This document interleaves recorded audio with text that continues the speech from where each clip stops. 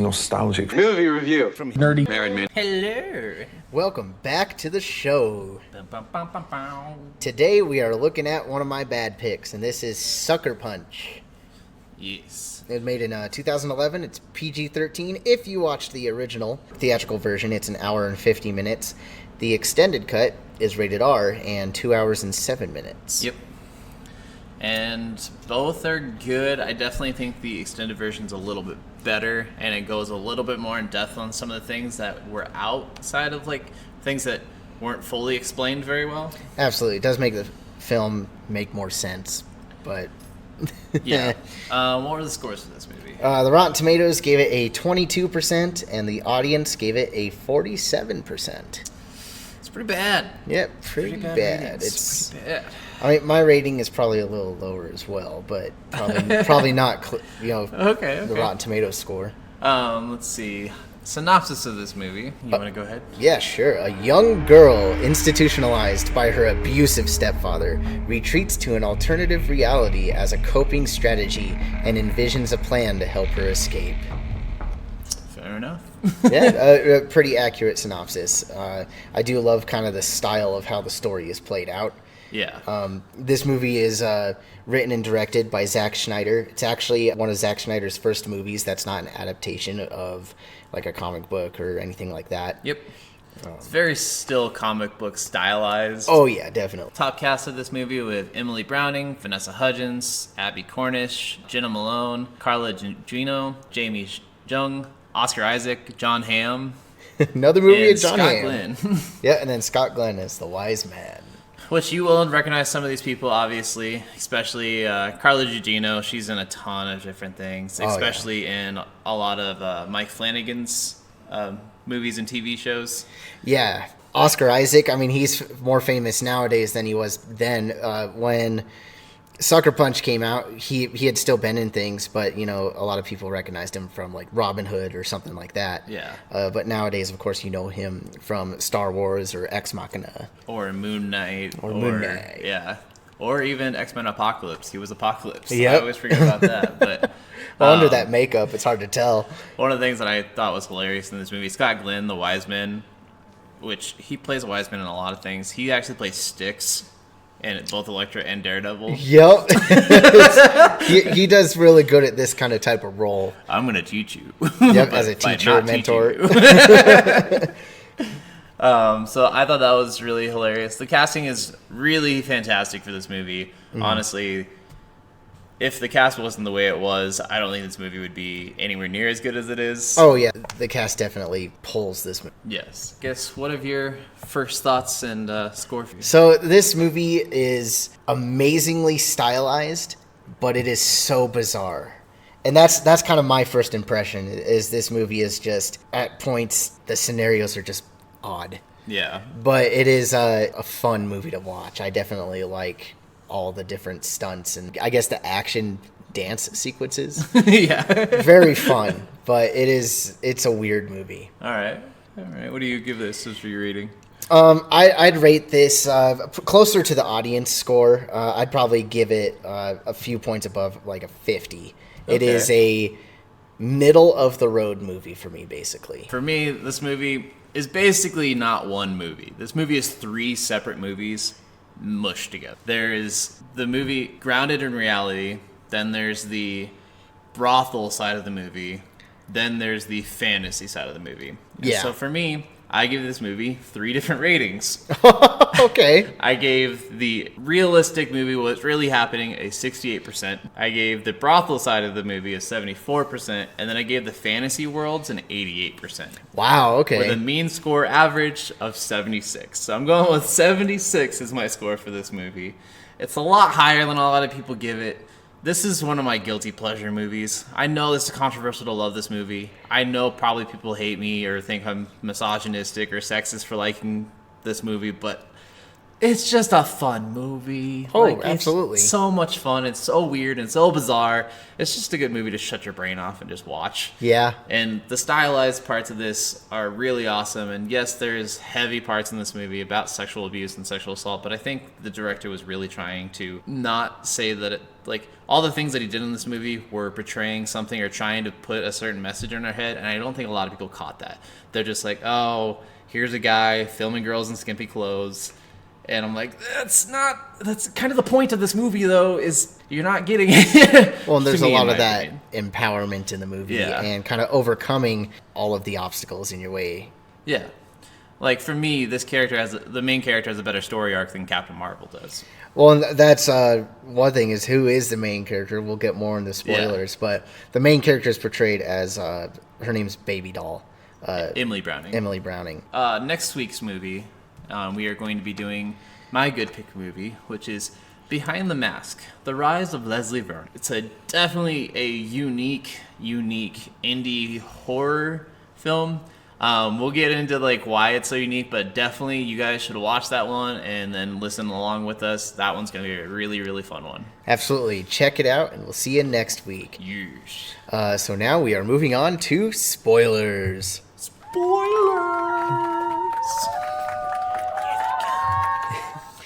All right, so what are some of the highlights and downfalls you have for this movie? Do we want to do downfalls first or highlights first, or do we want to do like a mix? We could start with highlights. Okay. Highlights for this movie. The soundtrack of this movie is fucking amazing. So good. And actually, 3 of the songs in the movie are actually sung by Emily Browning. There's the rendition of Sweet Dreams Are Made of This. Oh. There's the song Asleep. And then there's a song by Yoav called Where Is My Mind, and she is featured in it. Nice. But I think my favorite one is, of course, the Sweet Dreams rendition. It is so haunting and just beautiful. I think it's called like White Elephant or something, or I think it's called White Rabbit. There's a song where it's talking about Alice in Wonderland. One pill makes you stronger, or one pill and the other makes you small. Mm-hmm. And Go Ask Alice. That song is so cool, and especially for this style of movie. The one thing I will say, this movie is very much Inception before Inception. Yeah. I can't remember exactly when Inception came out, if it was before or after this, but I think it was before. This movie is a movie that dives into a world, then dives into a world. Yep. And I mean, that song, White Rabbit, really fits the movie because it is very kind of modeled after, Alice in Wonderland and all the, that type of story. I love the foreshadowing in this movie, especially like walking through the first time she's at the asylum. You see the lighter with the dragon on it. You see the key. You see the knife. You see the map. It shows all these distinct things for a reason. They will go back to them. The opening music scene in the extended version between Oscar Isaac and Carla Gugino, they actually do sing that. Oh, and it's so good. And they actually dance and everything for it. And it's so good. I definitely really enjoyed that scene. The sequences throughout the movie are really fun. It's in, I guess, the burlesque portion, the first Inception, if you will. She is learning to dance, and every time she does her dances, it goes into even deeper into these fun fantasy sequences. Yeah, which this is one of those things that I both love and hate about the movie. I kind of wanted to see her dance once, but to the same extent, like, I don't know if any dance that she would have done would have been as mesmerizing as they said it was. Oh, yeah, because, I mean, these scenes are so visually beautiful, and I don't know, I guess one thing that bothers me about the dance sequences is I would have liked to see it too, but the way she starts out dancing, she kind of just stands there and like kind of waddles back and forth. Yeah. She sways back and forth with her shoulders. It's kind of awkward to me, but continue. You were about to. No, I mean, you're totally right. Like, it's definitely one of those things where it's like just kind of like weird, and she seems kind of like shy and awkward at first, and then like every time they talk about the dance after she's done, like, everyone's clapping, everyone's in tears, everyone's like, oh my god, that was the best thing ever. And then like one of the characters, Sweet Pea, is always like, oh, that much gyrating and sweating is just weird and gross. And I'm like, what is she doing? Explain at least something. I need some sort of like picture of what the fuck you're seeing that makes it so incredible. I don't know. But yeah, no, I think the cinematography in this movie is so good. If you're a fan of Zack Snyder, I mean, it could be a highlight or a downfall for you because he does fall into his like Zack Snyder is known for doing a lot of slow mo and stuff like that, and he definitely uses it. I mean, it's his style, and it's not bad all the time, but it's there. Yeah, he definitely has those like Dutch angles that we've talked about too, where it's definitely looking at these women, and it does like there's parts of this movie that seem a little weird, like in the fantasy scenes, like. They fight so it's the most like anime stylized fantasy sequence but it's like all different styles of fantasy. So like the first fight scene is an anime style samurai fight with tengus. And they're like 25-foot tall samurais. Yes. And she's just this little thing. Which a tengu is a Japanese demon that a lot of times they have these really long noses, which the first samurai she fights has that really long nose. And that nose, if you cut it off, you can like get any wish or whatever. It heals any ailments. So it's like a weird, really thing, and like it doesn't explain that at all. But like knowing that, I'm like, well, that's kind of crazy. And then we have a World War II fight at Notre Dame with mech suits fighting steampunk zombie Nazis. it's so weird. And then we have a fantasy castle with orcs and a Wyron. Yeah. And then a world with multiple planets in view with floating train. And the train's armed with a bomb that's on its way to a city filled with killer robots.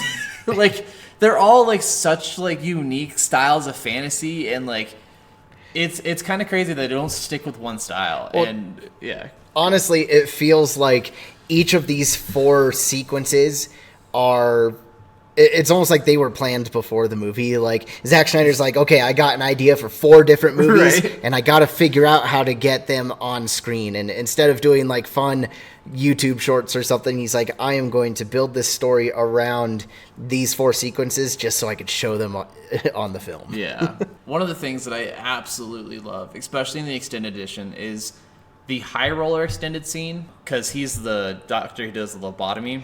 John Hamm. And it's showing the scene where he, like, the High Roller brings her in, but he doesn't want to, because this movie is heavily involved with sexual assault, so hard trigger warning on that. You guys, if you've gotten this far, you already know that. But he's talking to her, and he's like, I don't want to do this. I don't want to take you. I want you to want me. I don't want this to be weird or awful in any way for you. And it was really unique. And then it cuts to the lobotomy, and that whole scene of the lobotomy made so much more sense to me, because after the lobotomy, he talks about how he doesn't like this, but it's his job. How he doesn't want to do this, but he's forced to do it. And how he's like doesn't believe in the practice at all, and he could tell that she wanted it in her eyes, that she wanted this lobotomy to forget all the things that have happened to her. Yeah. And I'm like, wow. Like, that one extended scene is the only reason I think is, like, besides that musical scene at the beginning is fun, this extended scene felt like needed to be in the movie. It explains so much more of John Hamm's character and why he does what he does, and it's interesting. It makes the movie feel more connected. I know that scene was actually taken out of the original cut for the theatrical version because the creators or the studio was a little nervous about having that scene about, you know, the sexual assault and whatnot. But in the extended cut, they had it put back in, and I think it made the movie feel better. And it's not like over gratuitous or anything. I think it's well done, I guess. It's definitely one of the most sexually assaulty scenes in this movie, which is weird because this entire movie is about all of these girls being sexually assaulted, and I'm pretty sure every one of these dance sequences are them getting sexually assaulted. I feel like the dance sequences, I mean, it might allude to that, but I think they're more in line with using their bodies to get the plans, you know, done, like stealing the map and stealing the lighter and the knife and whatnot. Yeah, there's just a lot of things, especially multiple watch throughs and like characters talking to each other. Like the orderlies in the real world talk about actually sexually assaulting these girls and like the rooms and stuff. And Oscar Isaac always brings these girls to separate rooms for these characters. And all of the characters that have performed sexual assault, all the orderlies that have, are in all the other scenes.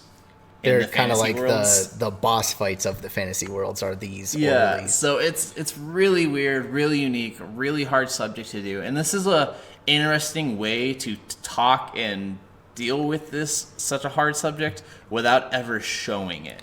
I appreciated that a lot. Because as much as people think this movie is gratuitous or gross or misogynistic, it could have been way worse. Well, it actually took a lot of planning to talk about these things in the movie and still keep it PG-13 when it first came out. The R rating really doesn't add too much, like blood, or sexual things. Like, there's not really any nudity or anything in the movie. I don't think there is a single thing of nudity in this movie. So it was interesting style of how to talk about this subject and be able to show it to a wider audience. I will say some of the designs of this movie, like that mech suit that Amber uses in that Nazi war scene, is fucking cool as shit. Oh yeah. The sword that Baby uses is so unique and cool. Jen and I both said that the dragon, or the Wyvern in this movie, is one of the best looking movie dragons we've seen. Oh, and for that time in 2011, it looked really good. Yeah, there's a lot of things that have come out recently that I'm like, oh, that dragon looks bad.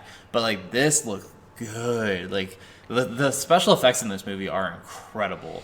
Yeah. The robots, the Wyverns, the orcs in that scene with the Wyvern are actually like Lord of the Rings orcs. Yeah, it was like almost like practical makeup and whatnot. I don't know if it was they had got the rights to it or if it was public domain. Mm-hmm. But I was just like, that's so weird. Like, why am I seeing Orkai in this movie? Like the CGI characters look really good. It's kind of the backgrounds that look a little wonky. They're fun style-wise, but the green screen effect kind of pulls you out of it once in a while. Like, it is, you can tell like the fog or particle effects, or even just them standing in front of the moving train and all the various backgrounds. It's like it looks off, but I mean, I guess it fits the fantasy dream sequence. I love all the things with Dr. Grosky, Carla Gugino's character. Like, at the beginning, she talks about how she can control a world. She's talking to Baby Doll, and she said, "You can control your world. You can let go of your pain. You can make the world whatever you want." And I think that is what makes a lot of the things that she's saying to Baby Doll in this movie ends up happening in the movie. So Baby Doll creates her own world after that. And that's when the brothel first comes in. And then when she gets into another place, she gets another world on top of that. And she makes it a fantasy fighting world instead of dealing with what she's actually dealing with. Mm-hmm. We won't fully actually know what happens. But later in the movie, Dr. Grosky, after Amber's death, so there's no more fantasy worlds. And then after that, there is no more fantasy scenes in the movie. Yeah. So literally every time Dr. Grosky is saying these things, it's happening, and Baby Doll is reacting to him. So everything I think the doctor says is actually happening. Yeah, absolutely. And I think when she's talking to Baby Doll about, creating your own world and doing these things, this kind of goes back to earlier how I said, who is the main character of this movie? A lot of people, it's framed that Baby Doll is the main character, but some people speculate that Sweet Pea is actually the main character. And actually, she even says it when you first meet Sweet Pea on the stage. She gets off and she tells them to cut, and she's like, well, I am the star of the show. Mm-hmm. But it even goes deeper than that, and some people think that Baby Doll is maybe a character created by Sweet Pea to kind of show what she's going through to escape this facility and all of the different things that have happened. Yeah. And it makes a lot of sense. And there's deeper dives of it on YouTube that I definitely recommend to go check out. For sure. But it's interesting kind of looking at how this movie is framed. Talking about that, the opening dialogue actually says you don't ever know who's going to be a hero. You don't know if it's going to be this person or that person or just some random nice old guy on a bus. And that specifically lays out who the hero is later, which is interesting. And talking about who this movie's about, there's a big theory that, which you were kind of alluding to a little bit there, that Sweet Pea and Baby Doll are actually the same character. Yeah. And maybe that all of these girls are actually all split personalities of Baby Doll. And I think that comes into play maybe it shows the different the lobotomy scenes with Baby Doll, but then it cuts to the theater performance where it is actually Sweet Pea sitting in the chair. Mm-hmm. And I'm wondering if maybe the lobotomy kind of triggers that point of she has all these different personalities. I really hate that they showed that lobotomy scene like towards the beginning of the movie, because I really think that they like showed that, but then they like, all right, 3 days earlier or 5 days earlier or whatever, but they didn't ever say 5 days earlier, and so I think it jolted. But like, to me, I really do kind of think they are the same person, because they have that sisterly bond. She lost her sister, so she got sisters in her head together. And then, and when we do hear about the things that were real, like her stabbing an orderly, her causing a fire, and her letting someone escape, there's no talk about 2 of the girls dying. Yeah. Or 3 of the girls dying, actually, because we had Rocket, Amber, and Blondie all die. And so I was just like, well, if we're not talking about those 3 things happening, then did those things happen? Was that all in her head? Were those different parts of her that were dying in those moments? Or of her letting go of some of those styles of emotions? And I think it definitely could have been that. And so I thought that was very, very interesting. The lobotomy also is really cool, because I thought the lobotomy hits the viewer. Like, it looks like it's hitting us. And at that point, I feel like it's killing the male gaze and killing hope. Oh, okay. That's an interesting way to look at it. I just love how it tricked you into, like, when the lobotomy happens, it cuts to the burlesque thing. It seems like it's going like that. Like you mentioned, you know, it does like a time jump where at the end of the movie, it shows him actually finished performing the lobotomy, and the actions of the fantasy sequences actually took place before the lobotomy. Yeah. I just think it's so interesting, because it makes you think like all this is happening in her head after she gets hit, but it's actually stories that happened before. Yeah. A lot of people also talk about how, and I even saw this on CinemaSins, which I had when I was watching this movie again with my wife. She said the same thing. She's like, how did that shot hit the sister? And I'm like, it wasn't the first shot. A lot of people think it was the first shot that bounced off the light and ricocheted and stuff. There was 2 shots fired.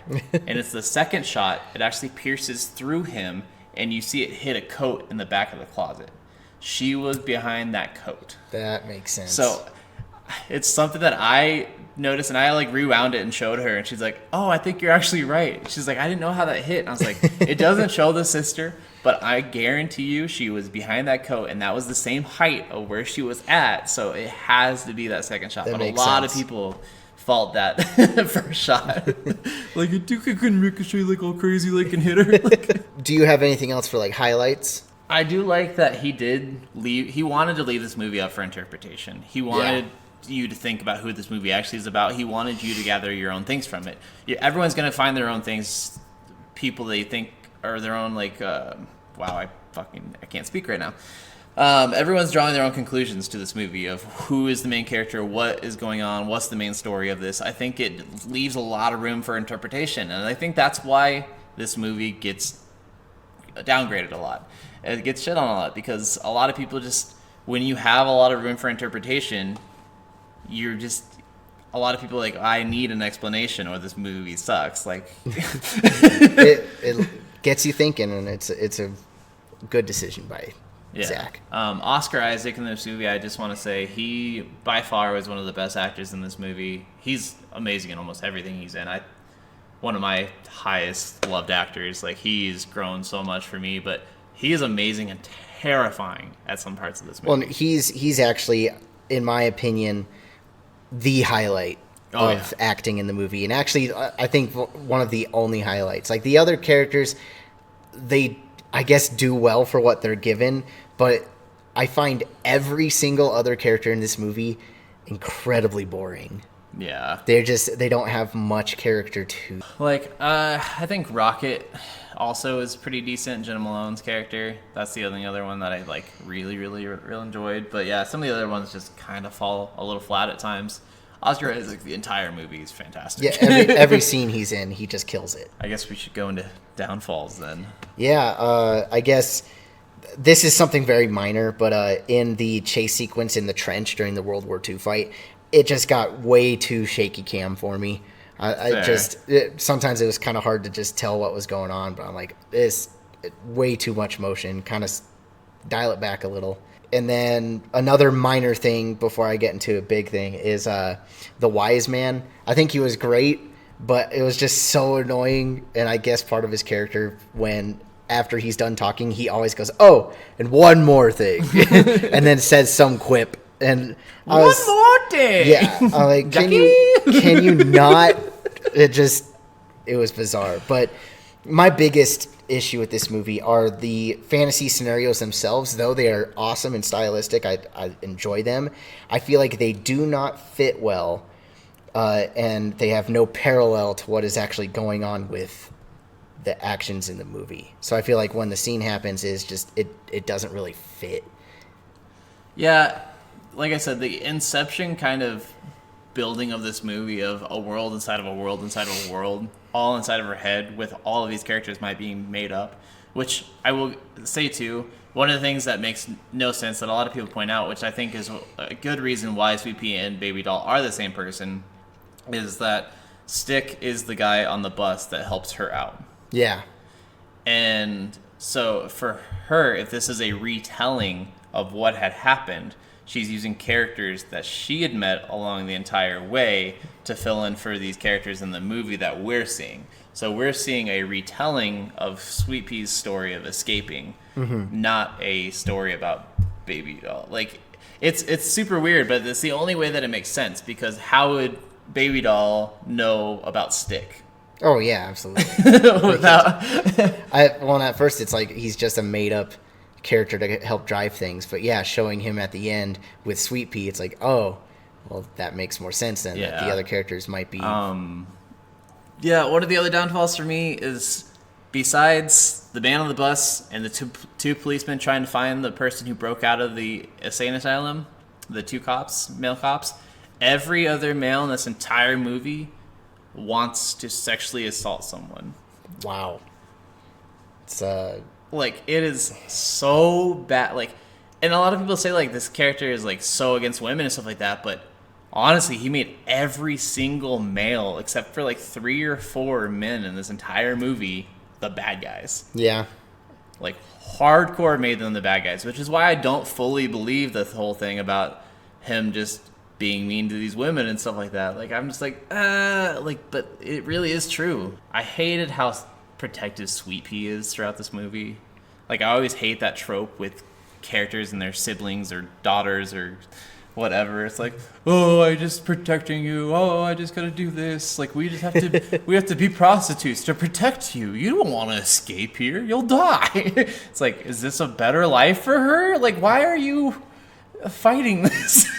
And I don't know. Yeah, she's very protective, but at the same time, she's also almost hateful to the other girls. Yes. It's kind of bizarre how black and white she is. I hate all the times they're talking about the plan. They're always doing it really loud in a room full of other people. Yep. They put the plan on this blackboard that's everyone uses in a room that everyone touches, and they just put it on the back side of it. If we turn it around, no one will find it. And they tape all of their stuff underneath the table, like that one's not the lighter, too bad. the map.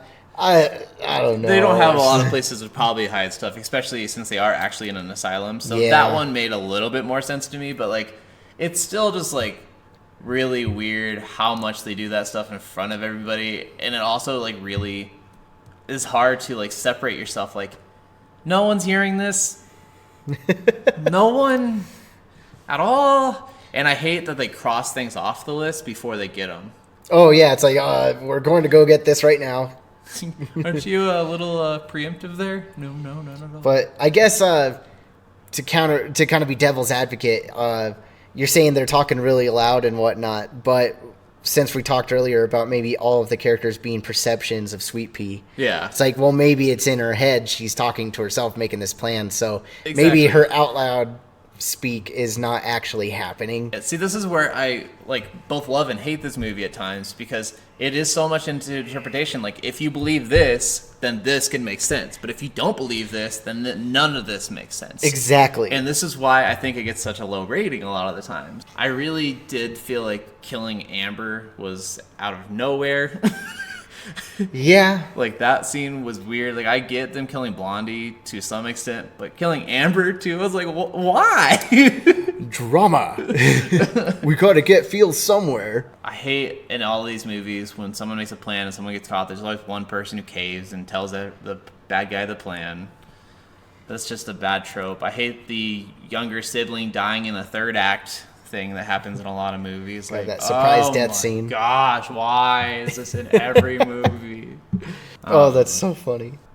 One of the things I had a really hard problem with, in most of these fantasy scenes, they're pretty accurate, but in the dragon scene where they're trying to get the lighter, Amber is the one stealing the lighter from the mayor's pocket. But in the fantasy world, Baby Doll is the one taking the fire rocks out of the Wyvern's throat and starting the fire. And I'm like, you're the distraction, though, for this. While she's the one doing the... Like, that's another thing where I'm like, okay, they have to be the same person. Yeah, because they switch roles. That's the only way that makes sense, that they're switching roles throughout this real world and fantasy world. I'm like, you're making this too complicated. Yeah. The airplane only has one propeller. One wing. Like it had both wings, but it had like the cockpit like kind of not in the middle, and then it had propeller on one side of the wing and only one propeller. And I'm like, that plane wouldn't fly at all. It would turn in circles on the ground. So bizarre. Yeah, I think that's pretty much what I have. Yeah, I guess a couple other fun facts. Apparently Vanessa Hudgens was really looking forward to this role because it's something different than what she had been doing, like this was from her High School Musical and whatnot. First thing after High School Musical. So she wanted to show something different. Because I believe High School Musical 3 came out in 2010, so this was the year after she had just ended High School Musical. And then right after this, I think, is when she did Spring Breakers with James Franco, with like Selena Gomez and a couple other like Disney actresses. I hadn't seen that one. It's interesting. It's a unique movie. It's a very indie film, and it's very much a party, college, lots of nudity, lots of craziness, but they also join this like wannabe white rap star who's based off of Riff Raff. I don't know if you know who that rapper is, but he's got like the stupid grill and like tattoos everywhere, and he's like, and James Franco plays him, and he's like, oh yeah, this is my shit, you my girls. Like, he's like so weird. He's like, I got guns, I got machine guns, I got money, I got pools. That sounds like a movie I'll skip. It's an interesting movie, but it's also like really weird seeing all these Disney stars being in such a movie where it's like got a lot of nudity, and like they become killers and they kill a bunch of people for James Franco, and it's bizarre as hell. Sounds it. One of the things I also found really annoying about this movie is when they do take she like pulls down the map, and I think she like draws the map and then re-puts it back up, but she puts the tack in a different place. And I thought it was just bizarre as hell for Oscar Isaac to walk in his room, feel like something's not right here. Lift up the first tack that he lifts up. This tack was not put in the exact same place. There's 2 holes in the map now. Instantly noticing the like, smallest thing. You did not notice that tack was moved like not even a half an inch, not even a quarter of an inch. Like, there's no way you notice an 1/8 of an inch movement from a tack that you've probably not looked at your entire life ever since you put that up. Yeah, it's so...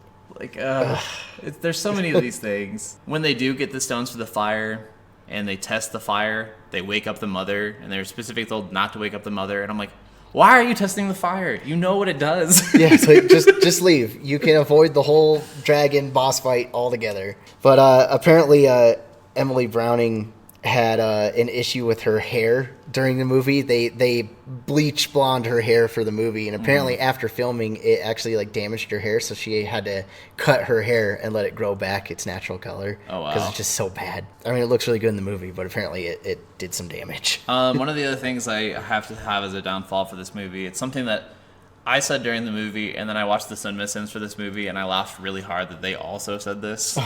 Because Jen was like, it's whatever, you can... This movie takes place in the 60s. How the hell did she think of all of the fantasy worlds and all the technology they use? That mech suit, the guns that were like now-and-day guns, the plane. Like, there's so many of these things, and like, yeah, like some of these things were around, but like the steampunk of it all, the killer robots, the flying train, the worlds with like all these like I was like, oh come on. Imagination.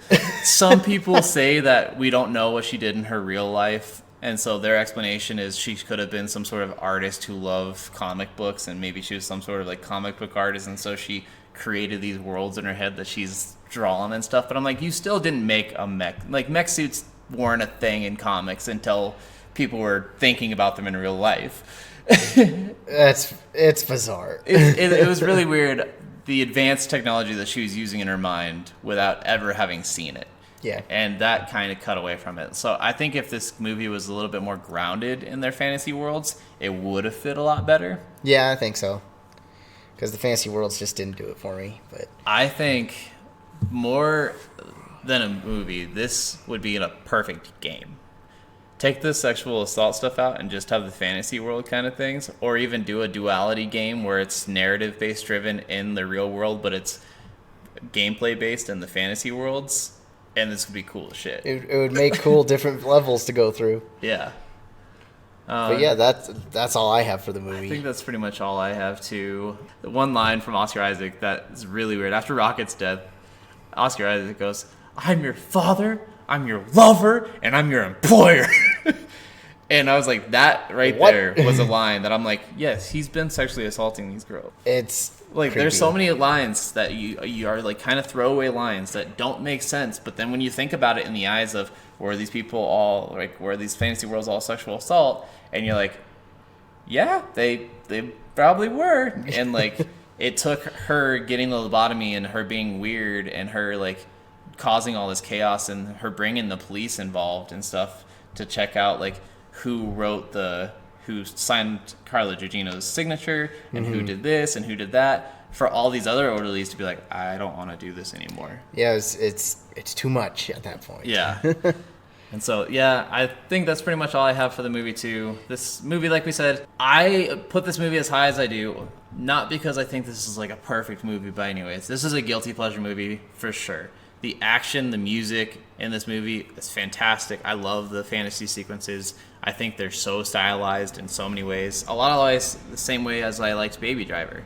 Baby Driver had a lot of stylized sequences that were really unique that you don't see in other movies. And for me, this was that same way. This is so unique, something I've never seen in movies before, that made me enjoy it in different ways. And so I have to give it a higher score because I enjoyed the hell out of this movie. Do I think this is a good movie? I can't say that I perfectly think this is a good movie, but do I enjoy the hell out of this movie? Yes. It is definitely a fun movie. I don't think, I'll be doing many more repeat watchings of it. I've seen it a few times, and that's probably enough for me. It's a middle of the road movie. I've seen this 8 or 9 times.